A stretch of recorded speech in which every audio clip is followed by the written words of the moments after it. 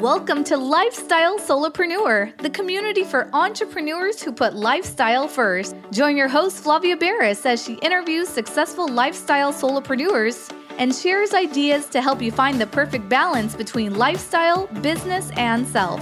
Flavia is an attorney, marketing expert, and founder of several online academies. She's been featured in major media, including BBC World News, The Wall Street Journal, The New York Post, ESPN Television, and more. Join us for this episode of Lifestyle Solopreneur.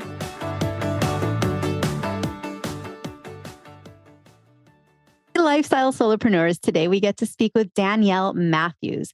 At the age of 23, she was hit by a drunk driver and sustained a life-altering injury to her brain.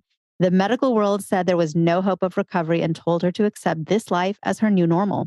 Although her body was physically impaired, her spirit was strong, and she refused to believe their diagnoses. Her mind was determined to recover, and she did. Through the power of what she refers to as mind control, she attracted the mindset, techniques, and exact quantum healing technologies needed to fully recover. She has since built an international business, authored an ebook called Mind Control, and she shares her life-altering experience with countless people around the globe. We are lucky to have you on the show today. Welcome to the show, Danielle. Oh, thanks so much for having me. I'm happy to be here. Well, tell us a little bit about what happened there. There was this accident. Drunk driver hits you. You're young, 23 years old. Tell us how that journey brought you to where you are today. That's amazing. It's been a 10-year journey. So the last decade of my life has unfolded in a way I never would have predicted. I was 23 and honestly, I was on my way to a wedding to meet up with my parents. And this gentleman was drunk, passed out at 7 a.m. and hit me. And what unfolded was unexpected. I walked away from the car. I thought I was fine, but my brain, I couldn't focus in the same way. I was feeling really out of it. And originally they told me it was just shock. But in the weeks and months and then years to follow, it became very clear that it was not shock, that I had had trauma to my brain. And ultimately, it got classified as what they call a mild TBI, a mild traumatic brain injury. And I always thought, like, what an oxymoron, because there's certainly nothing mild about it. Just to give you guys like a little snapshot, I don't really like to share too much of how intense it was, be a downer about things. But I mean, quite frankly, I couldn't focus for more than 10 minutes at a time. I'd get completely overwhelmed. I couldn't handle any sort of input from light or noise. So even natural light was too much for me. We had to put blackout fabric in my bedroom and I couldn't really go out to do anything because I heard everything at the same level. And I had migraines that were relentless. My brain felt like it was going to explode out of my head. I was in such severe pain with my head and very dizzy. At the time, I had been teaching. I did teach for America right out of college. So I got my degree in biology. I was teaching 6th grade math in a low-income area out in Denver, Colorado. And I happened to be on summer break when this accident happened. So I've been an athlete my whole life and you just kind of push through. And my doctors originally said to me, it'll take about a month, you should clear out of this. So I went back out to Colorado. I attempted to start teaching again and it became very clear very quickly I couldn't. And so I was put on a medical leave for 6 weeks. We really tried a lot. My mom and dad were incredible with looking at different modalities and things to help me, from things like hyperbaric oxygen treatment. We did neurobiofeedback. We changed my diet, supplementation, because the Western world and philosophy and medicine was basically like, sit tight. Most people with brain injury, we try to get them to your phase because most people with brain injury have a bleed or they have to relearn how to talk or walk. And I fortunately wasn't that severe, but I couldn't function in life. And nothing happened in those 6 weeks with all the things I tried. So ultimately, I lost my job.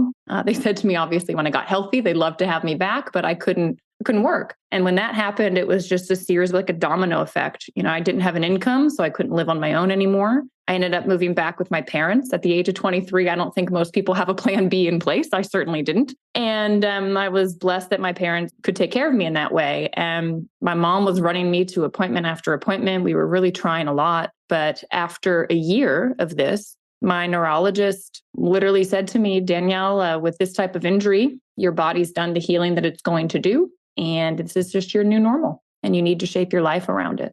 And that honestly, when you look back in life, you find things, I call them inflection points, these points in time when something happens that puts you on a very different course. And obviously the accident was that, but it wasn't until a year in that I really was starting to internalize like, oh, you're not going back to the way it was before. this injury. He's telling me it's permanent. I refuse to believe that. Something inside of me, thank goodness, I call it my higher self, right? There was just this knowledge and this knowing, no, you will find something. Don't give up. And it was at that time, though, that I was severely depressed. I was dealing with panic attacks on the regular, a lot of anxiety because I didn't know what my future was going to look like. And I'd always been a planner. I graduated top of my class in high school. I graduated with distinction from University of Virginia, one of our top public institutes. And I'd always had a plan.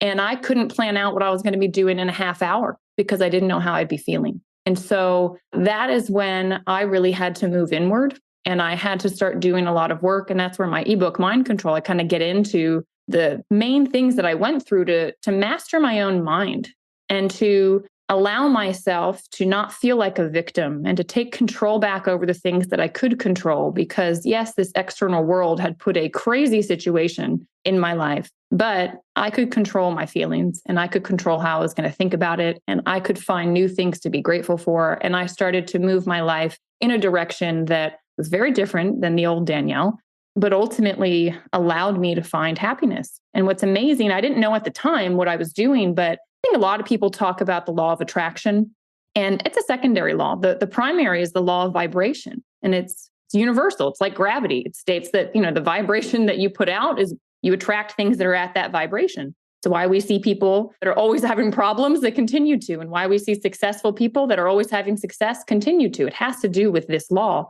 And what happened was I shifted my internal world, which shifted my emotional state, my vibration. And I attracted in a health technology that stimulates healing at the cellular level and allows your body to heal itself. And it was the answer for all of my physical challenges. It was called a ASEA redox.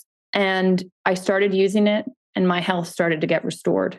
And when it did, I had a big decision to make. And I said, look, life is not the way that I have seen it my whole life. I don't want to go back into this 9-to-5 world. I don't feel secure in a job because if I lose my health again, I won't have an income. And so I really had to think, how can I create something that will pay me even if I can't show up for it? And my degrees in biology, no one ever trained me in business, but the technology that had helped me to heal was being brought to market through network marketing, through word of mouth. And it was my mom that said, Danielle, you could partner with this company. You could share your story. You could help other people that aren't well. You could help them get well. And I was very negative about it at first. I thought it was like a network marketing. I thought it was like a sleazy thing. And I didn't really resonate with the idea, but I went to an event. My mom actually kind of forced my hand in that. I was helping my parents move and it was right there where they were moving. So I had to go. And it changed my world. It changed my perspective. And I thought, wow, if what they're saying is true, I could build a business that could wrap around the world where I could impact thousands of people that are also praying for answers with their health. And I could find other like minds that want to do the same thing. And I set like a fire inside of myself to do that.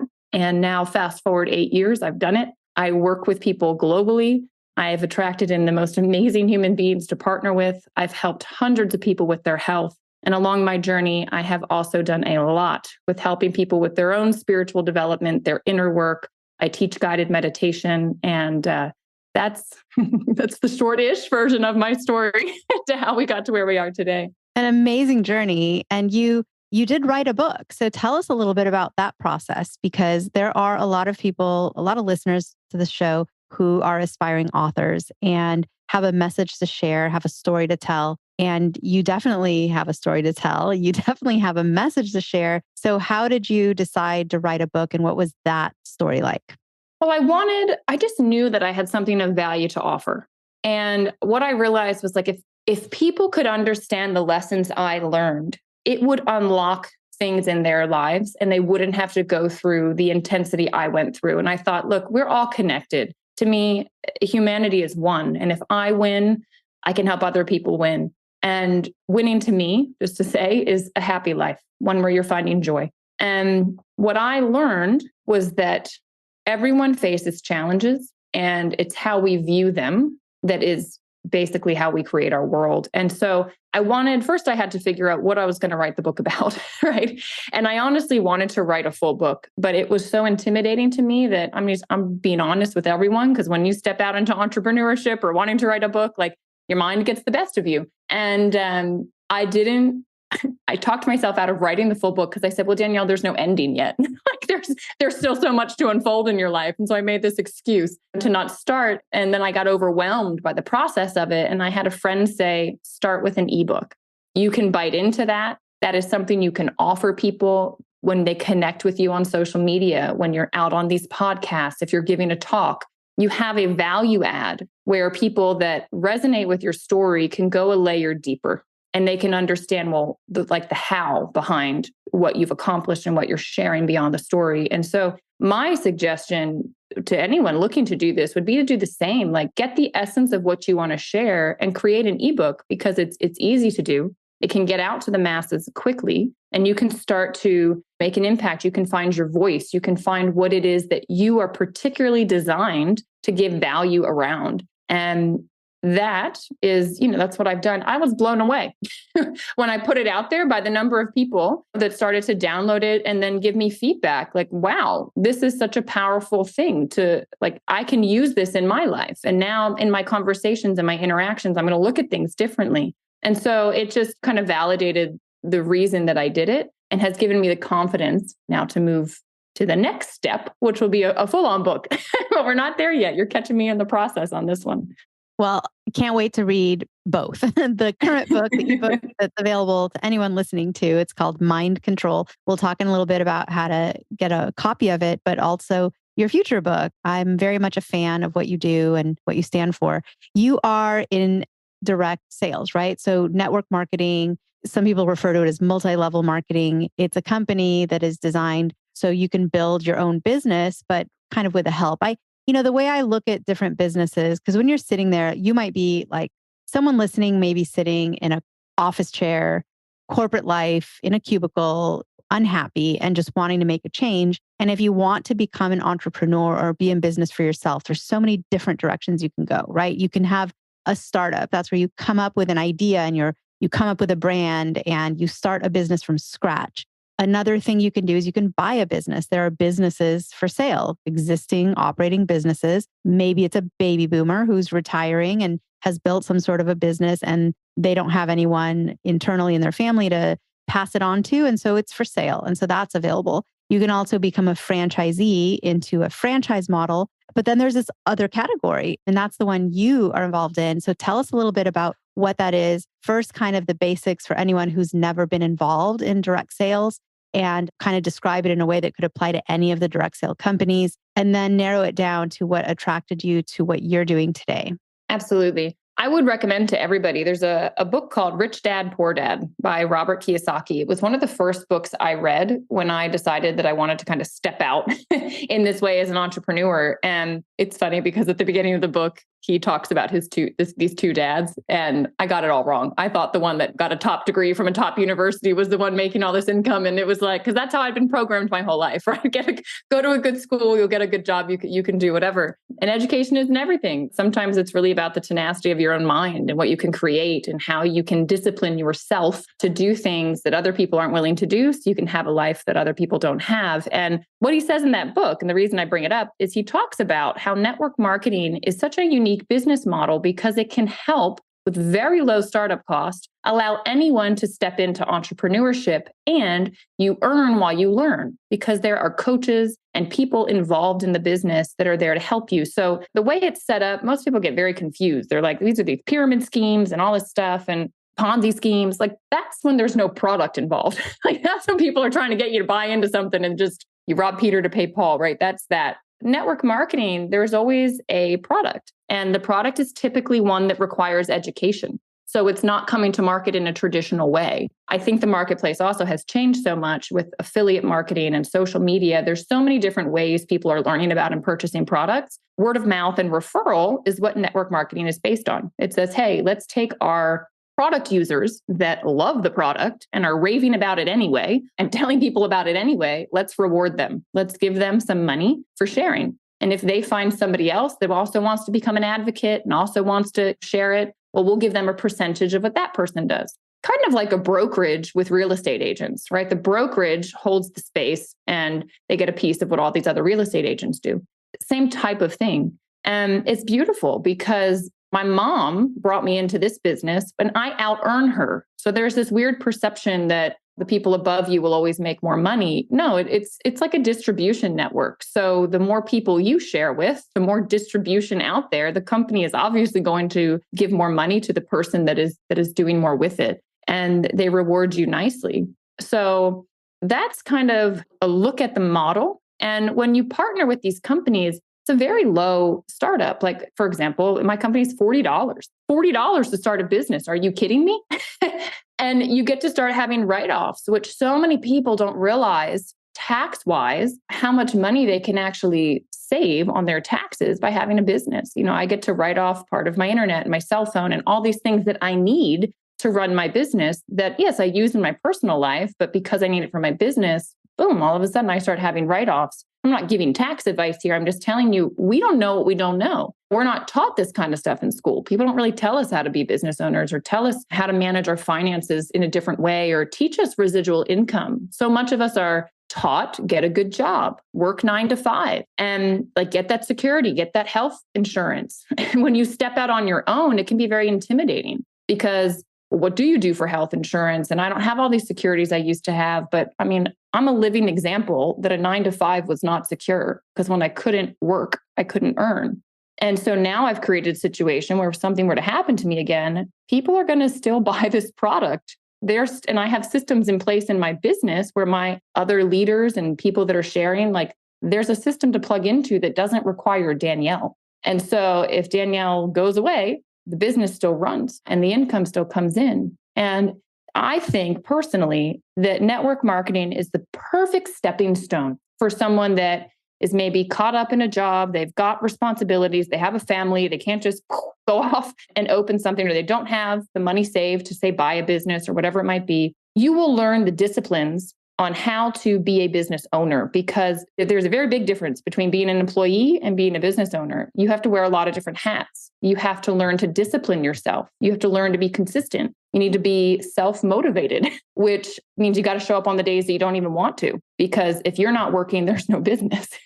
So it's different than the employee mindset. But what's beautiful, network marketing gives you the grace to learn without having to spend a lot of money. And when you get put in with a good team, right, that has a good coach, they've got a good product, they've got a company that is tried and true. A lot of these companies in the network marketing space, they're like a flash in the pan. They're in and out. They don't make it past 5 years. There's a checklist of things I would encourage you to look for if you're seeking out a company, seeking out an opportunity like this, because there's ways it can be done well and done poorly, just like anything. You get good and bad lawyers, good and bad doctors, you get good and bad network marketing, but there's a lot of good out there. And during a recession, which I mean, at the time of recording, right, it seems to be that we are turning down a route where inflation's going up, prices are going up, and we're, moving in this direction where people are going to need more money. And $500 a month will make a big difference for a lot of people. Network marketing is a model where you can very quickly cash flow and very quickly start making $500 a month. And it is something that a lot of people right now are seeking and looking for. And network marketing is a business model that always does well during recession. So the timing is very good. And you've had to learn so many skills to be as successful as you are in what you do right now, because you had to learn social media marketing and sales, right? Which I'm sure they don't teach that when you get a biology degree. You don't have like a minor in sales just because you work in biology. So what are some tips you can pass on? Because a lot of our listeners are entrepreneurs. They are out there hustling, trying to sell their products, sell them their services, promote themselves, be their own sales department. There's a lot of solopreneurs out there that don't have a sales department. It's just them. They wear every hat, including sales. So what are some great things you can pass on that you have learned that have been helpful to you in promoting your product? There's a concept, the abbreviations, VCP, visibility, credibility, profitability. So to give you guys some insight, my first 5 years in business, I built it entirely in my local community, and I needed to be visible. So people don't know you're in business unless you tell them you're in business. And you can have a grand opening. Your local chamber of commerce is an undertapped resource in so many communities. They will do a lot for you. So visit your local chamber of commerce. There's definitely networking groups in your area. In my area, I did BNI, Business Networking International. I really like them because they're very structured and they have a lot of training incorporated with it where they teach you how to network properly, where you build up your visibility and credibility by showing up repeatedly, showing up professionally, having conversations with people, being more interested in others than interesting, right? Don't just talk all about yourself. I don't really talk about my product or my business when I meet people. I try to get to know them as a human being. I try to understand what their life is, what they love, what they do for fun, their family, what their business is, what the pain points are in their business, what they're looking to create in the future. I try to figure out where are they to then understand how can I serve them. And it might not be through being a customer of mine or working with me. It might be through another connection I have. And I just try to add value to every person.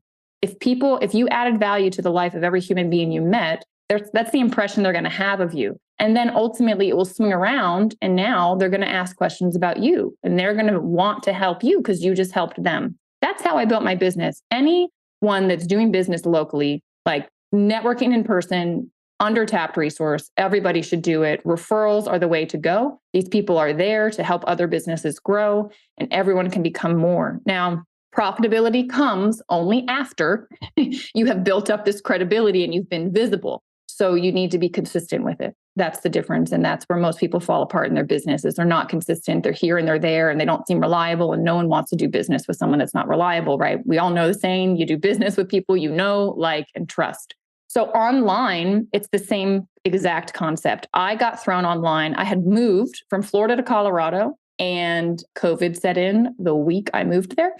And so I went from this grand plan, looked up all the networking groups. I had a plan on how I was going to grow my business out in Colorado. And within a week, that plan was impossible. And so like any challenge, and this is what I talk about in my book, what is it making possible? I just started asking myself and I went, oh my gosh, it's making it possible for me finally to figure out the internet and social media. And it's the same concept: visibility, credibility, profitability. You got to become visible. Pick your platform. And at this point, I would get out on a lot of platforms because people are moving platforms now and you can repurpose content. It's just so easy.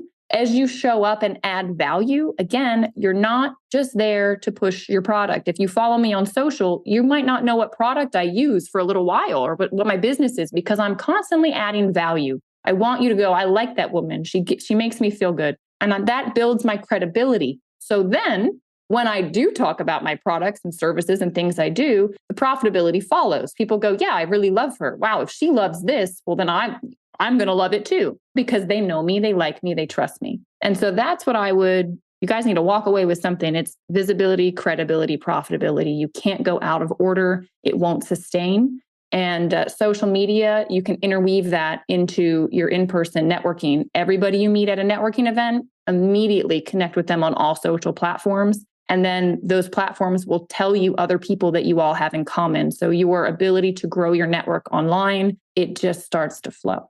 And what do you say to the shy ones? The ones who say, I know I need to be on social media more. I know I probably need to make some videos and some reels and TikToks and whatever, but I do not like to be on camera. I don't like how I look or sound on video. I would rather jump into an ice cold pool in the dead of winter than film myself and put it out there for the world. So what would you say to the shy ones to encourage them to get over that challenge and to find a way to be out there? I mean, is this one of the best ways you have found to promote yourself and to build an audience? Or can someone just say, you know what, if you're not comfortable, find some other way? Is it worth it to overcome that challenge of being camera shy? If I can do it, you can do it. Let me tell you this. I wish I had this in like a quote or I had a screenshot of the message. One of my best friends told me, you need to start getting out online. And I said to him, you will never see my face on the internet. I am not doing it. I also am very shy. Probably doesn't sound like it right now because I've worked on myself, but they say introvert, extrovert. I'm like a high functioning introvert. I get drained by people. I used to go, first time I went to a networking event, okay, I literally afterwards had to get into my car and I was shaking, head to toe shaking. I couldn't drive. I thought I was going to vomit. I had to call my friend and I said, just talk to me about anything. Like I can't, my body was so uncomfortable with what I had just forced myself to do. And this friend did, and it was wonderful. And I was able to drive home. But I had a mentor very early on. And this is one tip, get a mentor. There's tons of free stuff, this podcast being one. I mean, there's so much stuff you can access to get guidance. But they said to me, Danielle, you need to start getting comfortable being uncomfortable, because the growth of your business is going to reflect the growth of you. And as you grow, just like the law of vibration, right? You will attract in differently because you're going to become a different person. The person you are today is not going to be the successful business owner that you are a year from now. You have to become that person. And the only way to become it is by stepping out and doing things. So now when I get scared, I lean into it. And I say, that's the direction you need to go because that's where the growth is. Fear, this terror barrier, most people, your average person hits that fear. I'm too shy. I can't do it. What will people think? The judgment, whatever. And they bounce back and they go back to their ordinary life. And I am telling you, if you want a different life, you push past the terror barrier, life opens up on the other side. You're going to realize it wasn't that bad. You're going to realize people are so busy on the internet, they're going to forget about whatever you said and did anyway, very quickly. That's why I got to keep showing up, and that you can do it. Like, you've got this. And the beautiful thing I believe about business is it helps with your soul's growth. It helps with you becoming more. And to me, that's what life is all about. It is about exploring the inner potential that you have that so many people leave untapped. And human potential is the most underutilized resource in the world. Just is, period. And when you learn to tap into your own, it is going to excite you. I had to work a lot on my own voice because I was just the way I grew up, everything else. I didn't feel that I had a lot worth saying. And I didn't feel that I was worthy of creating anything. When I tell you, like, you need a telescope to look back at the human being Danielle Matthews was 8 years ago when she started this business. Like, I'm a very different person. That's why I love the industry of network marketing. That's why I love entrepreneurship, because it pushes you to become more. And trust me, there is so much in you. And this is why you got to control your mind. That's why my book is Mind Control. It's all in your head because it's entirely in your head. So that's what I would offer. There's my advice. It's amazing advice, such great guidance. And your book, Mind Control, tell us a little bit more about how can someone get their hands on the book? How do they connect with you? How do they learn more about you? I wish we could just chat right now for hours and hours, but unfortunately, this is the time we have. But there's people listening who are thinking, I need more Danielle. So where do they go? I would tell you, come to my Instagram. Get onto my Instagram. It's just my name, Danielle Matthews. There's an underscore at the beginning and the end, because apparently there's other Danielle Matthews out there. But there's a link in my bio, and you can get a free download to my ebook. You can get access to some of the guided meditations that I do that'll just help you kind of reset yourself and quiet your mind so that, that terror barrier goes away. And if you're interested, like if you want coaching, if you want to figure out and step into entrepreneurship, I'm happy. I'm always looking for great people to help train and coach in this space to get them started. So you can connect with me there, and I look forward to it. Please message me and tell me that you heard me on the show here. Danielle, it's been amazing to chat with you. You always have just such amazing things to say, and it's inspiring. It's motivating. I know just listening to you and your journey makes me feel like I need to get up and do more. And what more can I do? Because I feel motivated right now. So thank you for offering all of your advice, all your tips. I know it's helped a lot of people. Thank you for your time today. Oh, thank you so much for asking me on, and I'm glad I could give some value.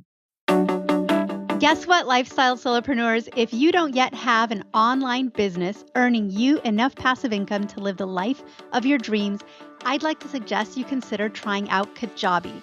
Kajabi is an all-in-one solution where you can create and teach online courses, publish a paid newsletter, launch a free or paid podcast, process payments, build one-on-one coaching portals for your clients, and much, much more. I personally use Kajabi to power numerous successful and profitable online businesses.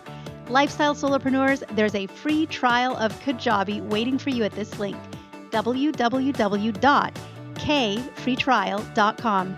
You can try Kajabi for free, no obligation, by going to www.kfreetrial.com.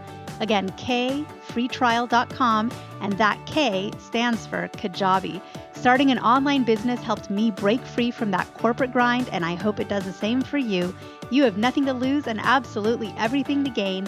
Thanks so much for tuning in today. Don't forget to subscribe to the show, and see you next time.